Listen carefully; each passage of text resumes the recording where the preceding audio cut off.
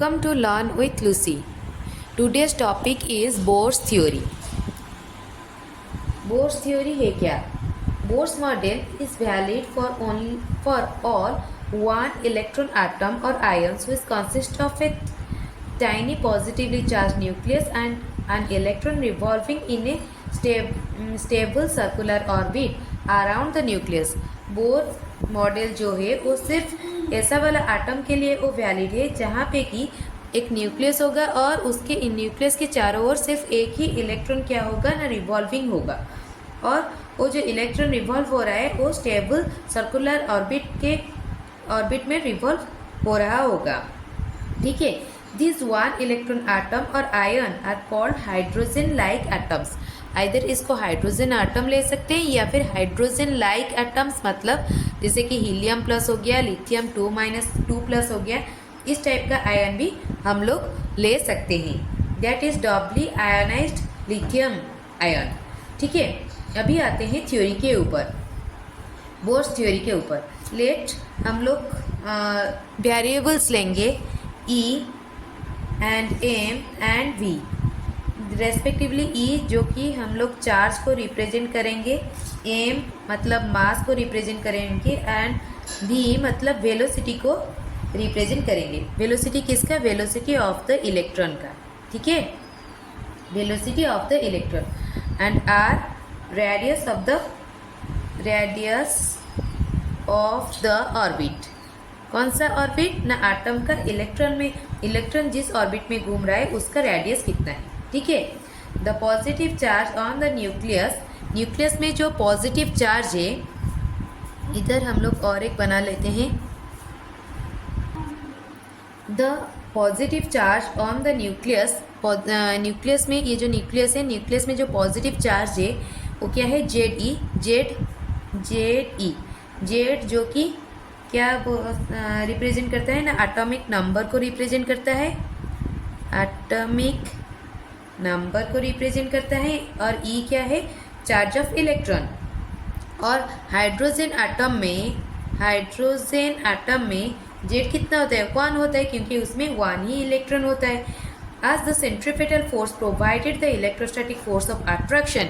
हाँ, तो अगर एक इलेक्ट्रॉन क्या कर रहा है ना, एक सर्कुलर पाथ में रोटेट कर रहा है. वो कैसे रोटेट कर रहा है? कोई भी ऑब्जेक्ट अगर एक सर्कुलर पाथ में रोटेट कर रहा है वो सेंट्रीपिटल फोर्स की वजह से रोटेट कर पाता है. तो सेंट्रीपिटल फोर्स होता क्या है? जब कोई एक ऑब्जेक्ट सर्कुलर पाथ में रोटेट करता है तो उसका मोशन से ऑर्थोगोनली एक फोर्स टुवर्ड्स द सेंटर पड़ता है. वो वाला फोर्स को बोलते हैं सेंट्रीपिटल फोर्स, जिसके वजह से वो ऑब्जेक्ट सर्कुलर पाथ में रोटेट कर पाता है. ठीक है. तो अभी अगर इलेक्ट्रॉन एक सर्कुलर ऑर्बिट में रोटेट कर रहा है तो उसका सेंट्रीपिटल फोर्स रहेगा.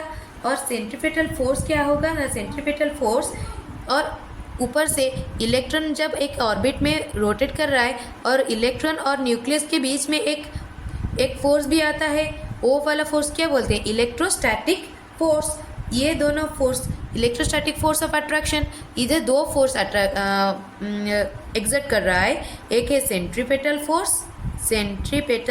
फोर्स और एक है electrostatic force of attraction. Electrostatic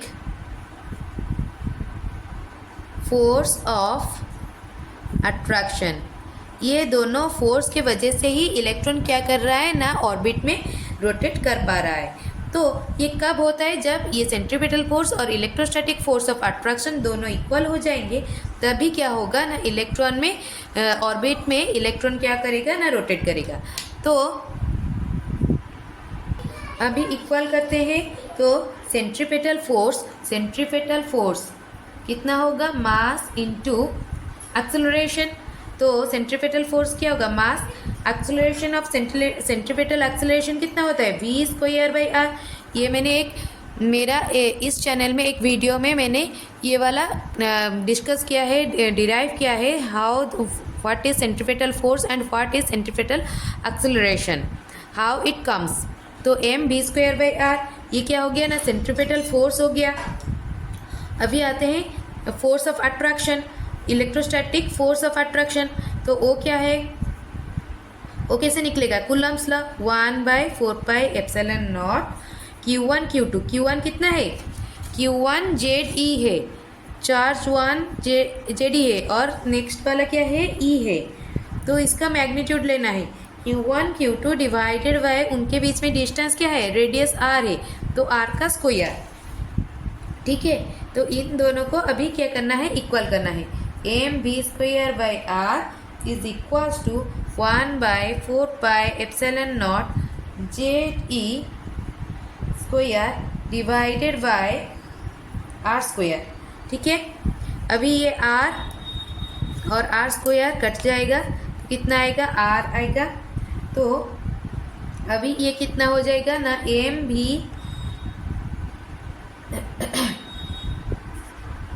तो ये क्या हो गया ना, mv² is equal to 1/4πε0 ZE square by R।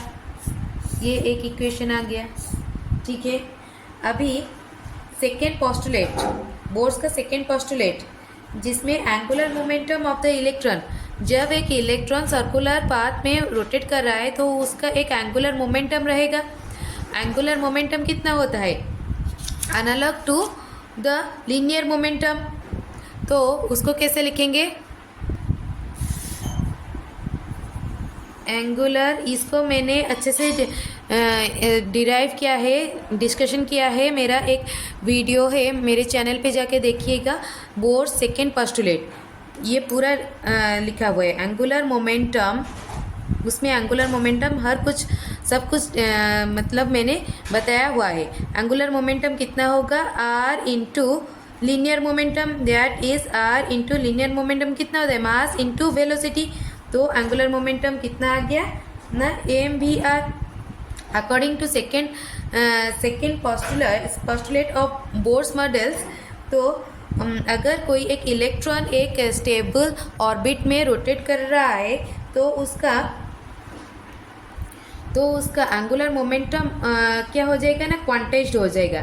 तो एंगुलर मोमेंटम ऑफ इलेक्ट्रॉन, जब एक इलेक्ट्रॉन एक ऑर्बिट में मूव कर रहा है तो उसका एंगुलर मोमेंटम क्या होता है ना, क्वांटाइज्ड हो जाता है, और वो कितना होता है ना, इंटीग्रल मल्टीपल ऑफ h/2π। तो angular momentum of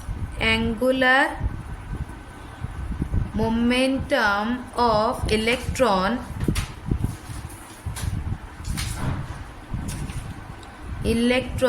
is equal to कितना हो जाएगा ना, इंटीग्रल मल्टीपल ऑफ h/2π। तो ये क्या हो गया, ये दोनों क्या होगा, इक्वल होगा, mvr is equal to nh/2π। ये हमारा कौन किस में से निकला था, इस second postulate of Bohr's theory. इसको भी और क्या बोलते हैं ना, principal quantum number, principal quantum number. ठीक है ना। तो अभी ये वाला और ये वाला इक्वेशन से हमें क्या पता चला, mv², इधर हम लोग क्या लिखेंगे, r इक्वल टू क्या हो जाएगा, nh/2π होल इंटू एम भी क्या है, मल्टीप्लाई हुआ है, इस साइड में आएगा तो डिवाइड हो जाएगा, देन 1/2π mv² के जगह पे हम लोग लिख लेंगे क्या, 1/4πε0 ZE/R। ये v और एक है, इधर नीचे में आ जाएगा v। ठीक है, तो ये क्या हो जाएगा n, हमारा ये दो इक्वेशन निकला था, एक था mv² is equal to 1/4πε0 ZD/R और एक ये था। तो अगर हम लोग इसको सॉल्व करेंगे तो ये कैसे हो जाएगा ना, mvr, ये r इधर ले जाएंगे और v को इधर ले आएंगे तो 1/4πε0 ZE²/v, ये इधर से ये वाला आएगा, और mvr इधर ये लिखा हुआ है। ये दोनों को अगर हम लोग लिखेंगे तो कैसे लिखेंगे ना, ये दोनों क्या हो जाएगा ना, इक्वल हो जाएगा। तो हम लोग लिख सकते हैं 1/4πε0 Z E square by V equals to N H, ये एन है ये एच है, एन एच बाय 2 पाई। ठीक है, ये दोनों क्या हो गया, इक्वल हो गया। ठीक है, अभी इससे हम लोग v लिखेंगे, तो v is equals to, v इस साइड आ जाएगा तो 2 पाई डिवाइड हुआ है, ऊपर आ जाएगा 2 pi by 4 pi epsilon not into, ये क्या है ना, v इधर गया ना तो जेड ई स्क्वायर जैसे का जैसे था वैसे रहेगा, ये वाला नीचे आ जाएगा, डिवाइडेड बाय एन एच। ठीक है, ये क्या आ गया ना, v का वैल्यू आ गया।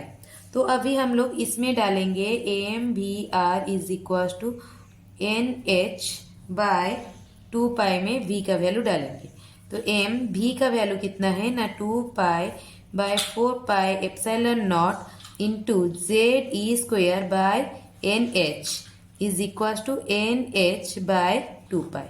ठीक है, ये r मैंने भूल गया था, तो r, तो ये वाला क्या हो जाएगा, r को हमें r निकालना है, r इक्वल्स टू n, इधर नीचे है ऊपर आएगा तो मल्टीप्लाई हो जाएगा n स्क्वायर, देखो अच्छे से, h इधर नीचे है ऊपर आएगा तो मल्टीप्लाई हो जाएगा h स्क्वायर डिवाइडेड बाय ये क्या हो जाएगा ना 4, ये क्या हो जाएगा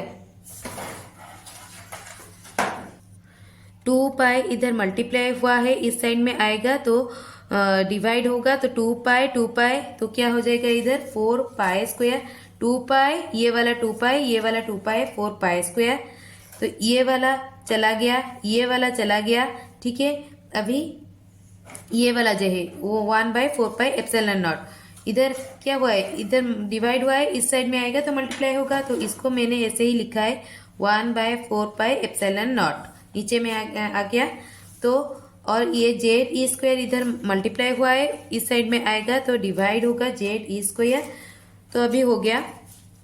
तो आर का वैल्यू कितना आ गया ना, n square h square divided by, ये क्या होगा ना 4 से 4 कट जाएगा, पाई स्क्वायर कट गया, तो एप्सिलॉन नॉट नीचे है ऊपर आ जाएगा epsilon not divided by pi, और एक क्या था, और एक एम इधर मल्टीप्लाई हुआ था इस साइड में आएगा तो डिवाइड होगा। ठीक है, पाई क्या रहा ना, पाई एम जेड ई स्क्वायर, तो आर का वैल्यू कितना आ गया, n square h square epsilon naught pi m Z ई स्क्वायर। ठीक है, तो ये जो आया, ये क्या आया, ये था equation of ready of permitted orbits, जो ऑर्बिट है उसका रेडियस है, ये क्या है, ready of the permitted orbits. ठीक है, अकॉर्डिंग टू दिस इक्वेशन के हिसाब से तो जो रेडियस होगा वो क्या होगा, रेडियस जो है वो डायरेक्टली प्रोपोर्शनल टू क्या है ना, एन स्क्वायर, ऑर्बिट जितना है उसका स्क्वायर होगा। मतलब अगर एन ऑर्बिट, अगर एन इक्वल टू 1 2 3 ऐसे है तो उसके लिए जो ऑर्बिट होगा उसका रेशियो कितना होगा, ऑर्बिट का रेशियो कितना होगा, 1 के लिए 1, 2 के लिए 4, देन 3 के लिए 9, देन 4 के लिए 16, इस हिसाब से रेडियस होगा। So from the first orbit, clearly the stationary orbit are not equally spaced. तो इससे क्या पता चल रहा है, जो स्टेशनरी ऑर्बिट है, जो न्यूक्लियस के चारों ओर जो ऑर्बिट है वो सब क्या है, इक्वली स्पेस नहीं है। एक ऑर्बिट और एक ऑर्बिट के, दोनों ऑर्बिट के बीच में स्पेस जो है वो इक्वल स्पेस नहीं है। पहला वाला ऑर्बिट और सेकेंड, पहला वाला ऑर्बिट अगर रेडियस 1 हो रहा है तो सेकेंड वाला का रेडियस कितना होगा, वो 1:4 रेशियो में रहेंगे, और थर्ड अगर रहेंगे तो 1:9 रेशियो में रहेंगे। तो एक ऑर्बिट और दूसरे ऑर्बिट के बीच में स्पेस जो है वो इक्वल नहीं रहेगा। ठीक है, अगर समझ में आया please like share and subscribe my channel and share it more to the class 12 students, and please like this video and thank you so much for watching this video.